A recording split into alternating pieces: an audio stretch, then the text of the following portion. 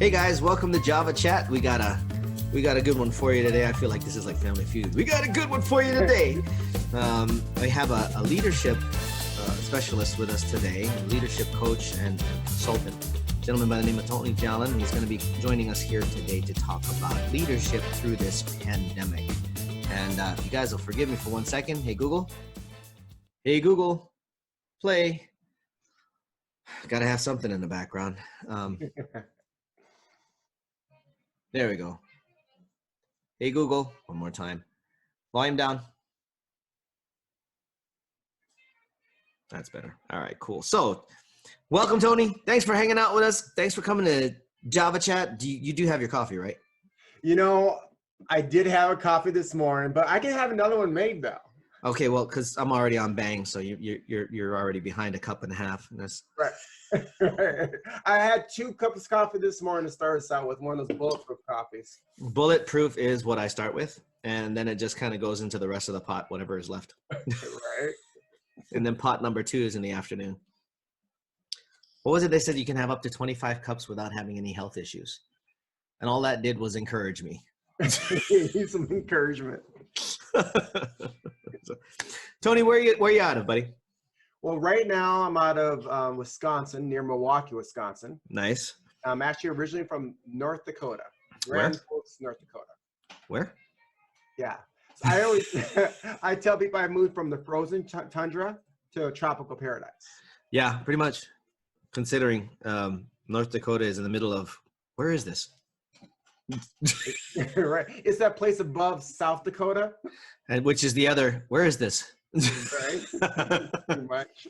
2 states you just never really hear much about, and they're beautiful places. It's not that they're bad. It's just wintertime there's like white.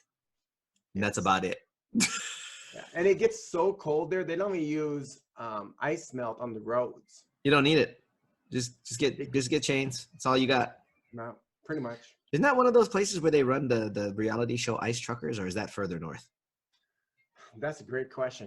I mean, if you were to do it, it could be there. I was gonna say it's like, I could venture that there's some areas out there that those trucks might be in danger if they didn't know any better, you know. Correct. What a show. So, okay, and what do you do, bro? Well, right now I'm in leadership development and coaching. I specialize in the payments technology world, actually. Okay.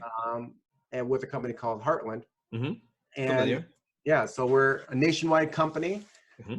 And yeah, that's what we really do. And the really thing that gets me jacked right now, just, I get a chance to work with business owners, get to work with professionals as we go out there to help out businesses, especially during this time right now, which is very interesting.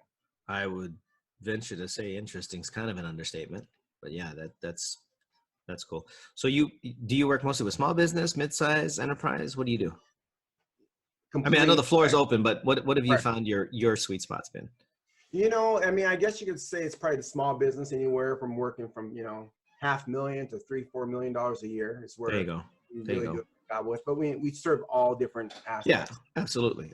I know Heartland's got a few very large customers. I have a couple of friends that work for them out here in the West, and they're a good company. They've been around quite a long time. They do a lot of good business. Very, very competitive industry that you're in, obviously. Oh yeah. Because people will change merchants services like they change underwear. I've seen it. I actually did it for a little while, but I was like, yeah, I'm good. I'm not going to do this. Right. But when it comes to the leadership aspect of things, where do you come from? Where's your home roots? How'd you get into that? That's a great question. I think the first book I ever read was How to Win Friends and Influence People by Dale Carnegie. The #1 sales manual ever.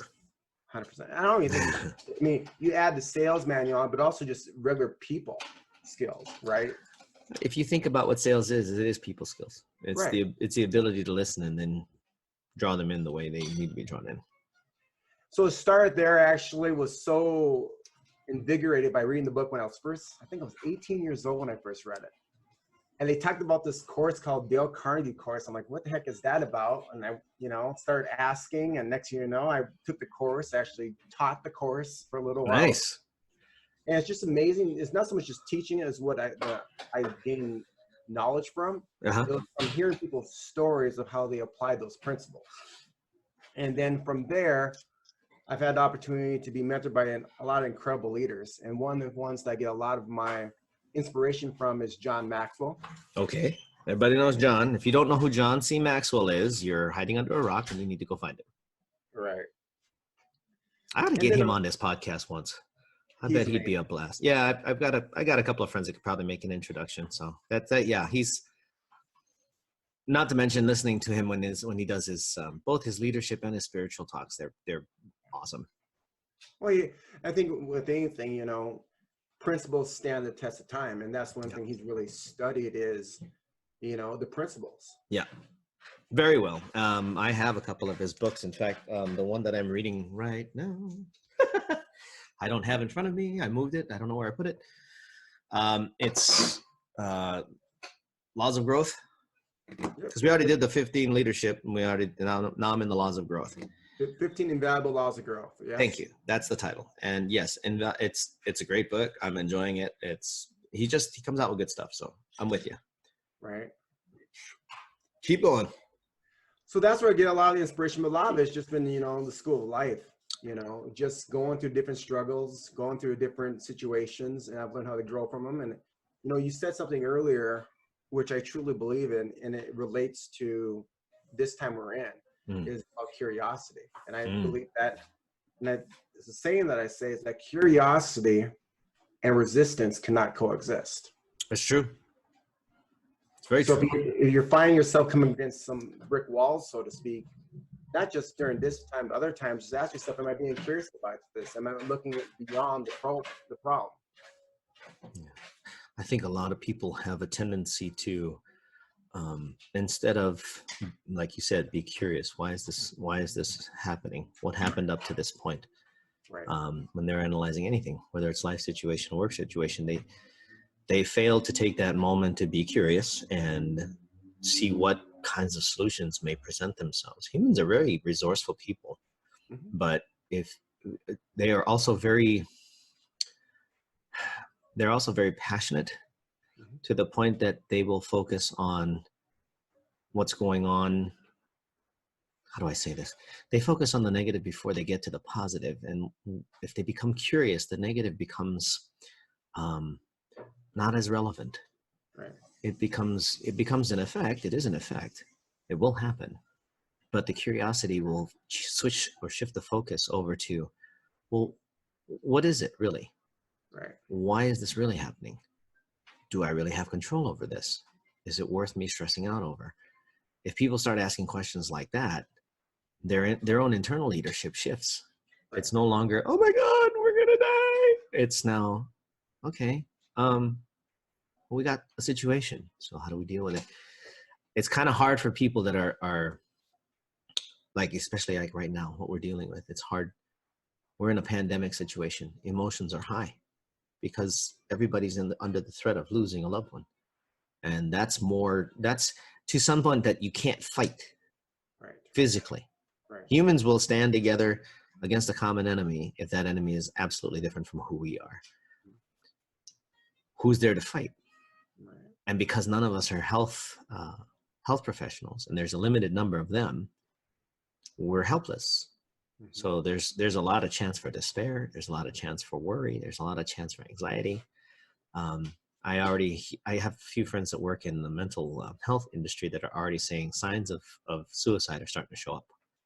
Right. This is, well, how do we fix that? What do we do? Where do we get them?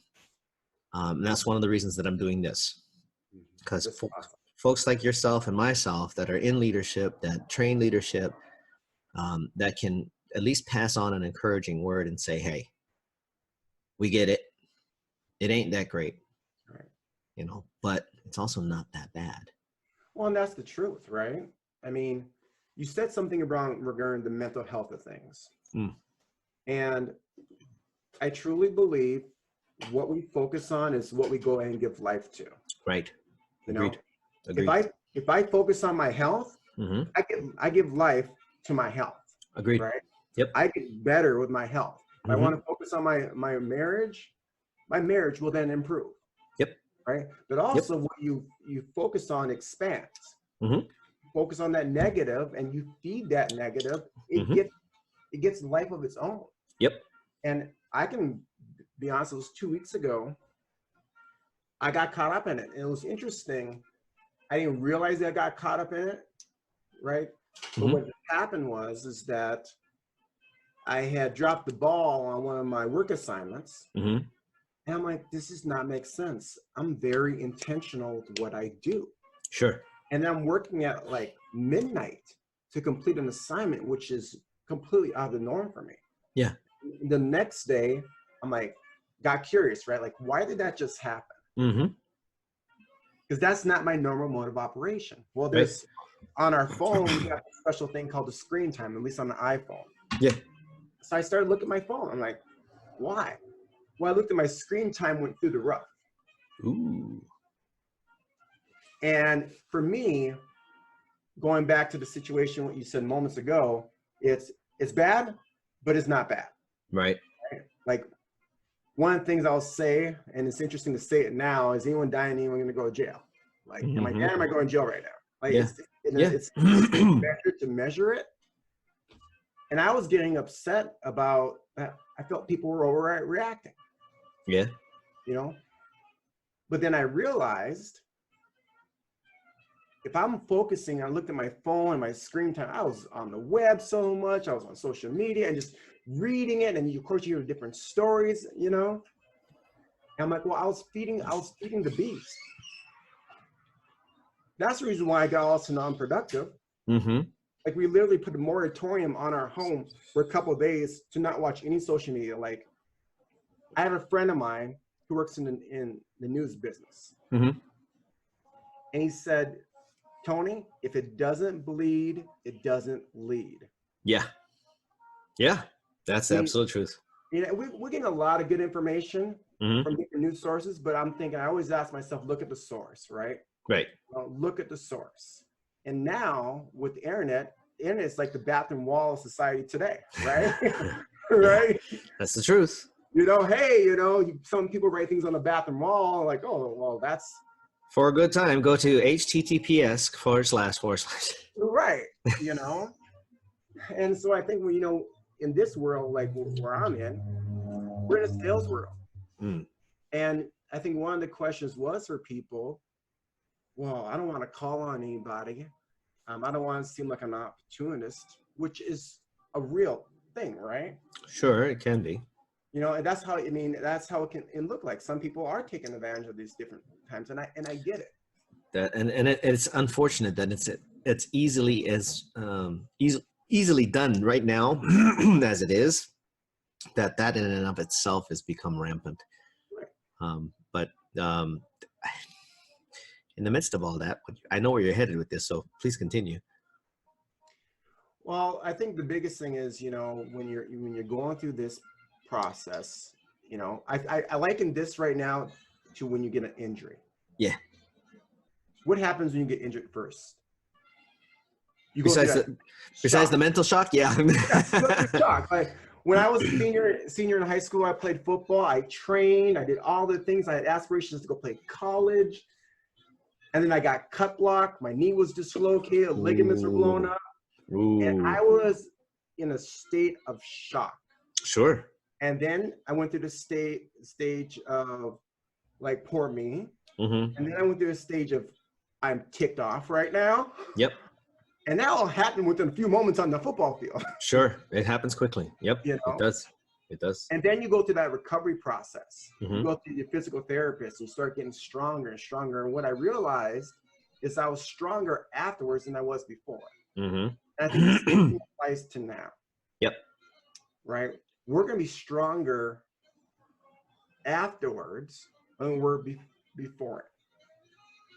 It was interesting that somebody threw out an old clip of George Carlin. I don't know if you know who that is. I know George Carlin. Yep. Yep. Okay, he actually talked about how we as humans are supposed to be when it comes to being resilient against viruses. And it was meant to be humorous, but at the same time, he was dead straight. He's like, humans can overcome anything biologically. Right. However, they need practice. It's a muscle. And if it, yeah, so vaccines are supposed to be something to practice on. Unfortunately, what they were making in the old days was poisonous, not just something to practice on. It was actually not it was as hurtful as it was helpful. Hopefully now they've gotten it a little better, but still, we now have this Corona 19, which is an absolute out of left field, never meant to have been introduced to humankind. And now we have something really rough to practice on. And they're finding out stuff really quickly. Like they found out you shouldn't be taking ibuprofen while this is going on. The people that have passed away it's a common strand. They were taking ibuprofen. And apparently somehow this virus thrives on it, whatever that is. Someone explained it yesterday and I can't remember what the explanation was, but it made sense. You're better off with acetaminophen or naproxen just so that you don't give it food, if you will. Right. But we're meant to be that resilient. We can overcome anything. Part of it does have to do with our mentality, like you've talked about, being able to see it for what it is. Right.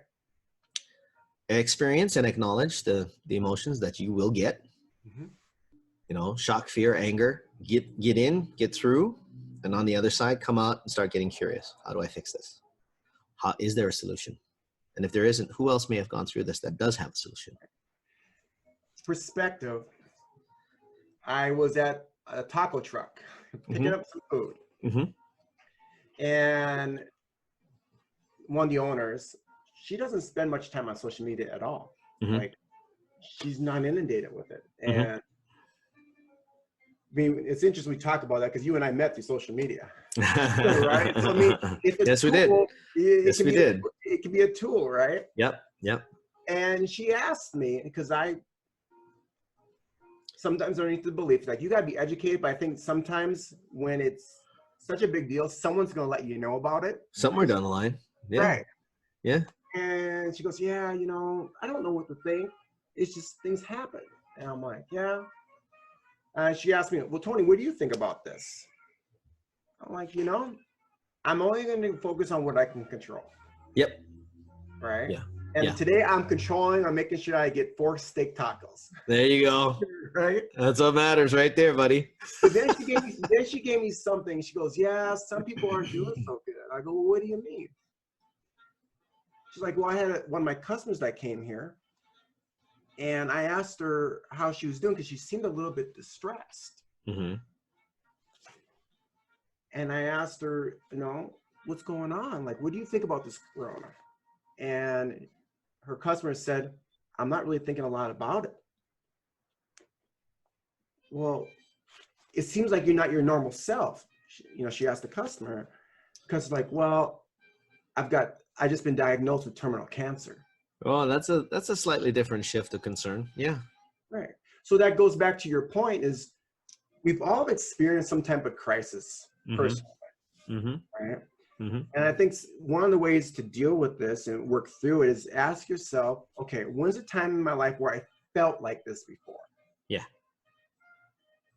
Where's the time in life where I felt like the sky was falling in, yet I overcame and succeeded?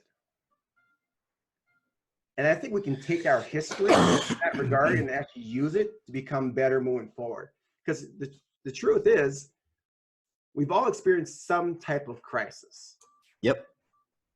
Okay. And sometimes if you go back and look at it and go, wait a second, I got through that, so I'm kind of a badass. Right? I can get through this too. It's interesting. Hey guys, we're going to take a short real break and I'm going to continue this conversation. We'll be back in just after this quick couple messages. Now we're back. And we were just talking with Tony Jalan here about how to perceive a situation. He was just relating about a friend of his, one of their customers just recently got diagnosed with terminal cancer. And it's interesting. We have a story just like that. That is from one of our church members. And the response there was completely different.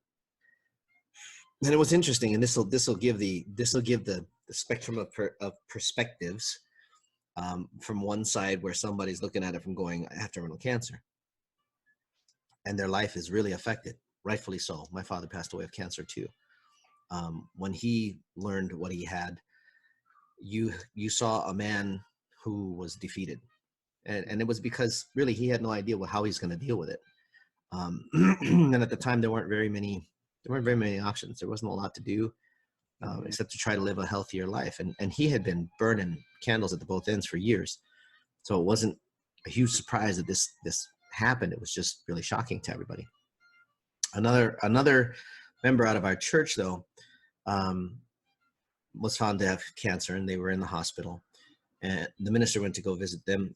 And as he was approaching, because he went to the nurse's desk, what room are they in, blah, blah, blah, heads down the hall, he hears laughter coming from the direction of where he believes this room is. And as he got closer, he realized it was their room. And he's going there laughing. I don't understand. What's going on here? And he walks in, and it's the family's there. I think it was the brother, sister-in-law, mom and dad, and this member. And they were laughing. And he walked in and he goes, well, it's really interesting to find everybody in such great spirits. I'm actually really relieved. What are we all laughing about? And the one who was affected said, well, we were just talking about, because this is a person that has had health issues for a good while. We were just talking about how much we've already been through and how the Lord's pulled us through all of this, and kind of laughing, wondering how he's going to pull us through this one. Mm-hmm. And the perspective of, it's another challenge that I'm being put through. It's another test that I'm being put through. I may survive, I may not. Right. But he's got me. Right. So it really doesn't matter what happens. So that goes back to when you have the confidence in personal leadership and understand, which is stuff that, John even talks about. Mm-hmm. It can be that dire. Mm-hmm. And yet you can still have a view of something positive in an outcome. Right. You may not make it through something like that, but to have that perspective and share that kind of inspiration, somebody else who doesn't have as dire a circumstance will get that wonderful question, what's my excuse? Right. Well, our perspective drives our actions, right? There's a saying where there was a father and a son walking down the street, and the son was complaining about not having any shoes. Mm-hmm. And then he came across another father and son, and the son didn't have any feet. Yeah. Yeah. Yeah. And then I get it. It's easy to get caught up in these situations, right? But sometimes I think it really comes down to what's our mode of operation? Like, what's our system of thinking? Yep. Like, how do we go ahead and process problems? And typically when you go through circumstances, your process shows up. Yep. I think a lot of times in the old days too, actually even through to today, so many MODs are driven by life experience that those that don't know have not been able to pass on an effective MOD. Mm-hmm. They've only been able to pass on what they've lived through, which could be just pure emotion, right, rather than curiosity. And when things are emotionally driven, it's easy to get frustrated. It's easy to get despair, anxiety, because it's human nature to focus on the drama, mm-hmm, rather than become curious and looking for the quote unquote silver lining in the midst of the gray cloud. It's one of the reasons why I like guys like John Maxwell, because they put that out there plain on the plate. It's like, look, what you learned was what you experienced. Right. I'm challenging you to change your experience. Right. Change your MOD and get your perspective into a different place, mm-hmm, so that you don't pass on that same anxietous MOD onto your kids. You made an interesting point there. Because I think so much of at least for me personally, I find out when I'm getting stressed out, mm-hmm, is because it's all about me. Interesting, right? How that works, huh? Right. And I'm like, oh, I gotta do this. Oh, I gotta do this. Well, another word for stress is fear. Mm-hmm. Yep. So if you say I'm stressed, okay, instead of saying the word stress, say fear. Okay, what am I fearful of? And just own the situation. Mm-hmm. The situation, like, what's the worst case scenario on this, and what's the best case? I can't remember the show we're watching. It's on Netflix. There's a guy whose wife passes away from cancer. I forget the name of it right now. But he basically talks about how he thinks of the worst case scenario. Yeah. Okay, that's the worst case. All right, I can move forward. Yeah. Now, and once you get that awareness of where you're at, because your actions will drive your emotions. Agreed. You said something that triggered a thought, and I lost it. And it has to do with that very thing. Ha. Well, it's like someone says to me, well, you know, well, I don't feel like going to the gym. Well, you don't feel your way into action. You do the action, and then you get the feel. Yeah, it's first action, then feelings.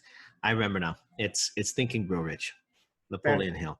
I think that's one of my favorite books. The 6 Fears is usually what drives most everybody. Yep. I have a neighbor who has cancer, and although it's in remission, she still deals with the pain on a daily basis. I've come out sometimes late at night, you know, when we're sitting up working, and she'll be out on her balcony. And I already know. I just can't sleep. Yup, pain's killing me. I'm like, I feel you. Is there anything I can do for you? Nope, just waiting for it to subside. I'm like, all right. What the most you can do for her? But she's strong as nails. She's a Montana girl, and she deals with the pain in a very interesting way. But every day she's up, she's smiling, she's still talking, she still says hello. She's not a hermit. I mean, right now she's, you know, practicing physical distancing and stuff, but she's still as rambunctious and energetic as she could ever be. Because she's choosing to. And she understands where she's at. Right. She knows her circumstance. She knows what she's got. You know, she's one that's like the old term, living on borrowed time. She doesn't know when that loan's going to be called. Right. And if it comes, she's pretty resigned and ready for it. But meantime, she ain't stopping. She works every day. She works with a bank. She's good at what she does. She knows how to build relationships with people. She knows how to keep things moving internally and externally. She's very organized. These are the kinds of people that I admire, because it's like, you have a circumstance that most people would just fold. Right. And she's not, and mind you, I don't think she's ever seen anything from John Maxwell, but she's certainly living a lot of the principles that he talks about. Right. So it's, for me, when I get to see and meet people like that, it's a solid reminder that we've got a lot to get done.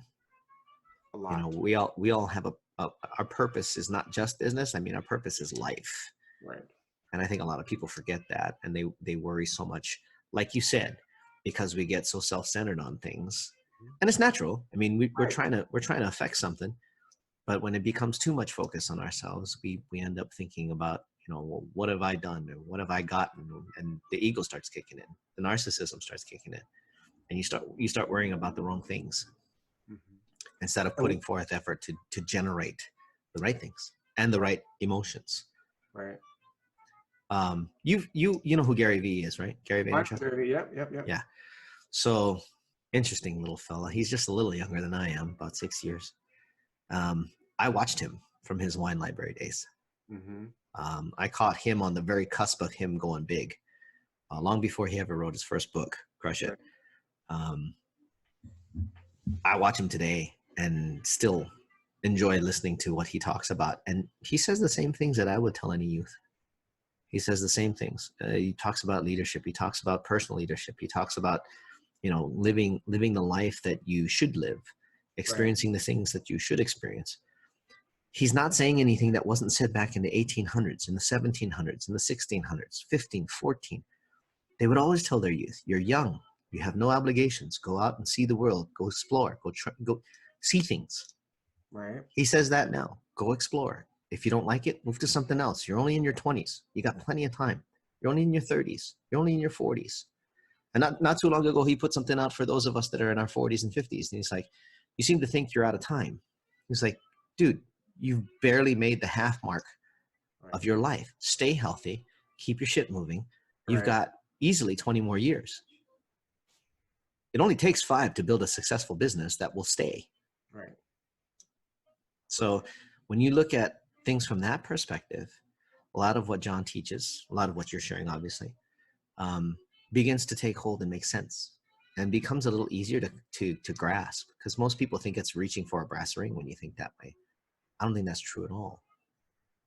And most of my friends that are leadership coaches are the same way. They don't think it's a brass ring. They think it's absolutely doable. It's just a plate to put on the table and eat from. Does that make sense? Oh, 100% makes sense. I mean, circumstances will reveal who you are. Yes. And that's okay. Yep. Right? Sometimes we go, I don't like how I get when I get my, back against the wall. Mm-hmm. Okay. Own it. Yep. How can you grow from it? Like, all growth happens in the valley, not on the mountaintop. That's right. That's right. And I think once you first, if you're leading through this, you first got to just define where you're at. Like, this is the situation at hand. Mm-hmm. And if you're leading a team, like, for example, I lead a sales team. Yeah.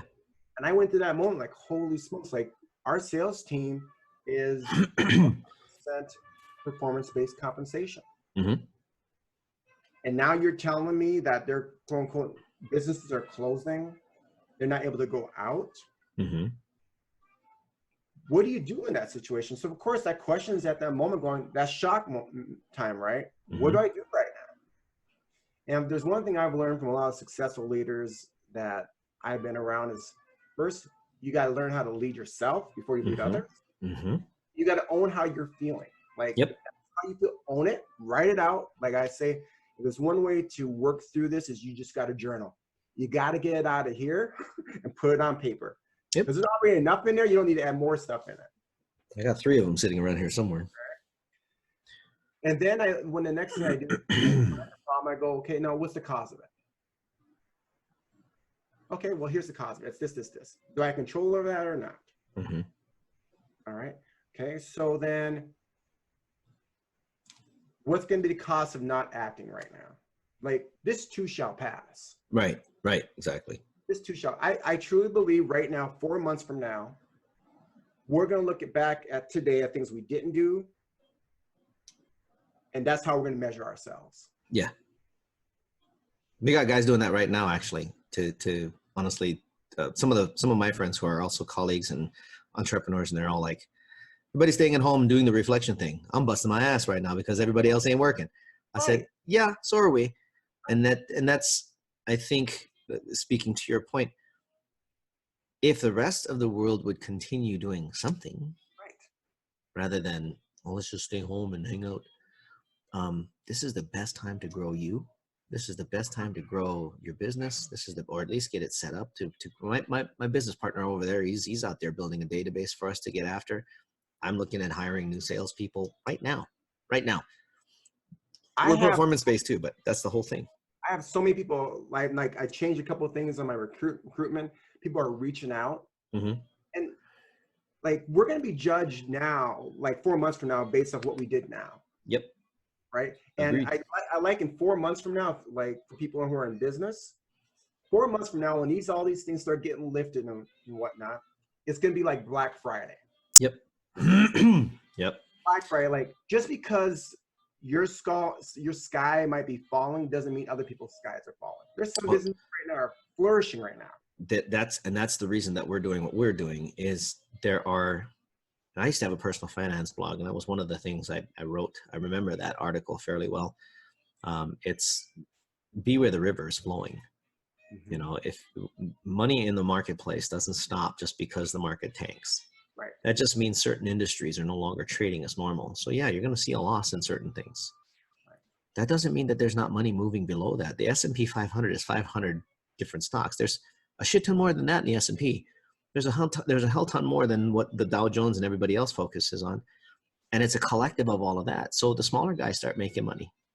The penny stocks start getting manipulated, unfortunately, some badly. But in any case, you have movement. There will always be cash flow. The question is, where is it? And most people don't have the insight and enough curiosity to go look for it. When the river changes direction, it's not hard to see it. You just have to know where to look. And yeah, go ahead. I think part of the reason why some people get caught up in inaction Hmm. is, and John says this is like they feed the fear monster versus the. Way too much. Way too much. So I had a person that I get a chance to partner with, you know, he definitely went through initial shock. Oh, I bet. And he's like, oh my gosh, like I don't know what to do, because he's seeing his friends' businesses close. He's thinking about his own business. And him and I are also friends on Facebook. Mhm. And I just saw his posts. It's just he was feeding the fear monster, Yep. feeding it. And so I decided to call him up. Actually, I sent him a text message and said, hey, I got a challenge for you. He's like, what's that? For your next 4 to 5 posts, actually, are you willing to accept this challenge? Yeah, of course. Gotta get. Like, yeah, I'm gonna do it. Okay. For your next 4 to 5 posts, I want you to promote some of your friends whose businesses are currently open right now. Yep. He's like, huh? Yeah, I just want you to do that. I want you to go and provide some value and promote their business first. Share their posts, just do it. Yep. Later They need the help. They need the help. You might as well give them a push. and later that night, he sent me a message saying, thank you for redirecting my focus. And he's getting so much more joy out of helping others now, not making it about him. Right. And because now it's outward now, right? Yep. And when these things come up for as a leader, you know, it's easy to get distracted. And you have to battle distractions. All day. All day. Yep. You know, and I say, if you're gonna have a conversation with yourself, why not just make it a good one? Yeah. We used to call them walks down by the river. Mm-hmm. It's an old Southern saying. If you're having a problem, you need to go have a walk with yourself down by the river. And it's basically you telling yourself, okay, we're not playing right here. We need to figure out what we're doing correctly and focus on that. Don't worry about what we did wrong. That's done and over with. We're not going to do it again. So let's focus on what we've done right up until now. Where do we go from there? And as a leader, you know, I think people sometimes go ahead and misconstrue leaders Mm-hmm. versus the title in business. However, though, you're a leader in your home. Yep. Right? Like one thing, we're at our dinner table and we're talking about gratitudes as a family. Mm-hmm. And my son said to me, hey, Dad, I just want to say, I love that you're still going out there and helping people while we're at home. Mm-hmm. So it matters. Not just the actions of we're doing ourselves, but think about the impact the actions are having. Yeah. That's personal leadership, family leadership, public leadership, business leadership, all different types of needs in each realm. And I think that's there's a specific, again, going back to the MOD, there's a specific MOD needed for each. And what's interesting is most of them overlap if you really look at it. But the ability to lead internally to your family will teach them to lead in their communities, irrespective of their age, irrespective of their wherever they may be working, playing, what have you. You know, even kids can be smart that when they're out playing. You know, right now the whole thing is physical distancing. Well, children are out playing, they're not out touching each other, and the right leader will be just like, okay, instead of playing tag, let's play keep away or something. You know, something that shows, hey, we're serious about keeping each other safe. We're serious about keeping each other moving. Business, same story. Public, what have you. Guys, we're going to take one more break and then we're going to sum up this whole deal. This has been an amazing talk and we've gone for just about an hour, brother. So we're doing good. We'll be right back, guys. Hang out.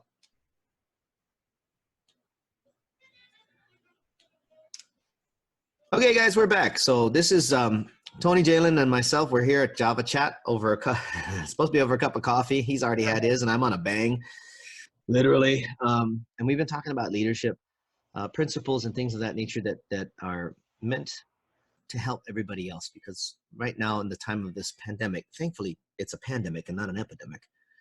But in the time of this pandemic, there's a lot of things that could bring people down. And I think we as leaders, whether personal or otherwise, need to put out a different perspective, a different persona, and a different energy than a lot of what we're seeing. Even on my own social media feed, a lot of my friends are like, I wish I had this. I wish I could do that. I'm like, you're at home. There's this thing called YouTube, and you have a husband, you have a wife. Right. Sit down and learn. Right. It never hurts to learn how to do a new skill, and wherever that may lead. There's so many things that are open and free right now. If somebody wants to learn to be a marketer, digital marketing labs, which costs almost 10 grand a year, they've opened up the whole freaking thing until next month. Oh, wow. Their whole platform is open. You can go pick up any certification you want. And I can tell you right now, I've got 6 of them already from previous interactions with them. They're real deals. It's real information about email marketing, content, copyright, all that stuff. They're very thorough in what they do. You have a community at the same time, free. There's other platforms that have the ability to teach you other skills. You can go to code school if you want to learn coding. That's $150,000 a year job. And there are people looking for coders actively right now. So when I see somebody saying, well, I don't have this, or, oh, I hope things get better. What do you mean you hope things get better? Things are better. Go find out. Go look. And I think when we're talking about leadership in that time, we, Tony, myself, and others, our colleagues, we're looking at it from the standpoint of what else can we do to support our communities? What else can we do to get information and resources out there that they can latch onto and find some hope? Because their DMO, their daily method of operation, isn't working for them, right? And it's challenging them bad. So, Tony, I want to ask. I'll get you a last question here. What would be the one piece of advice to just about anybody, whether they're professional, blue collar, entrepreneur, business owner? What would be your best piece of advice to weather through all of this and keep pushing forward?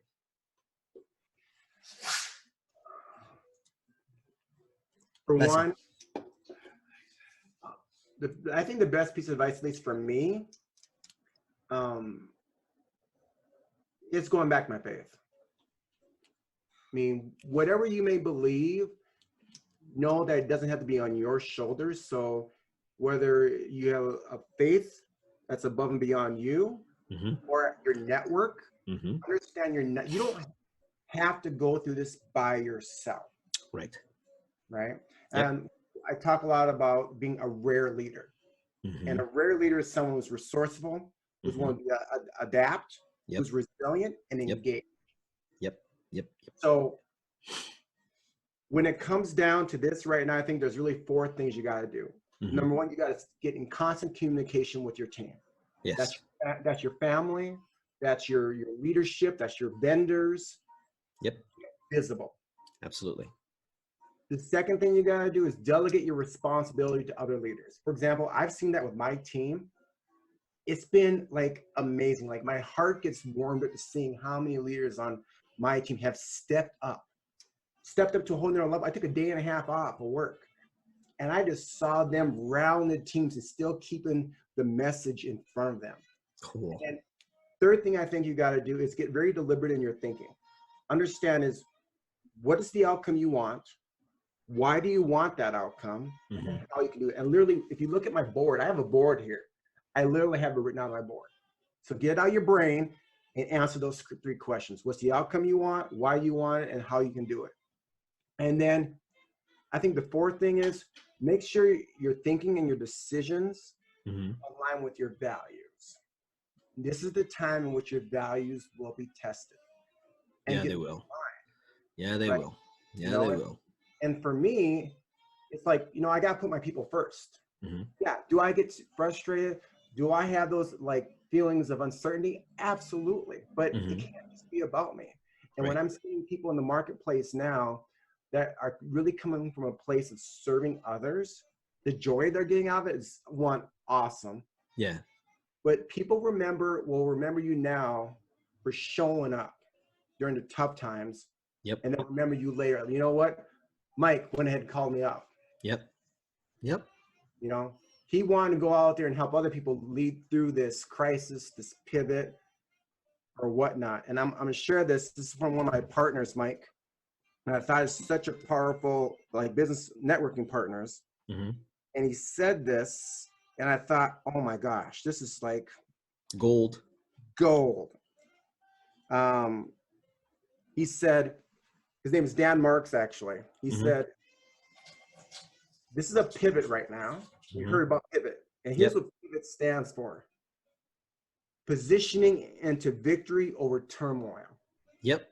That makes sense. That's a good one. I like that. That's what we're doing right now. Do me a favor. Make sure you send that to me on Messenger so I can post that in the content. Absolutely. That makes absolute sense. Because this too shall pass. And always will. This too shall pass. But you don't have to do it alone. Find other people that want to work on the solution versus the problem. 10% time on the problem, 90% time on the solution, and you'll be blown away with the innovation like you are doing that comes out of this. People need to hear this. People need to hear the message, and they need to hear it often. And one, I hadn't been doing as many of these as I needed to. So part of this is playing catch up. Part of this is let's get this moving. So thank you for bringing that forward. Thank you for spending the time with me today and having a cup of Java, if you will. You got it. We do invite you back anytime you got updates or anything that you think's of worth. Bring it. Java Chat's always open to my colleagues and my friends. Once again, ladies and gentlemen, this is Tony Jalan. He's a gentleman leader as far as I'm concerned. Tony, where can they find you? How do people find you if they want? A couple places you can find me right now is you can find me on LinkedIn. Okay. Just type in Tony, T-O-N-Y, and the last name is Jalan, J-A-L-A-N.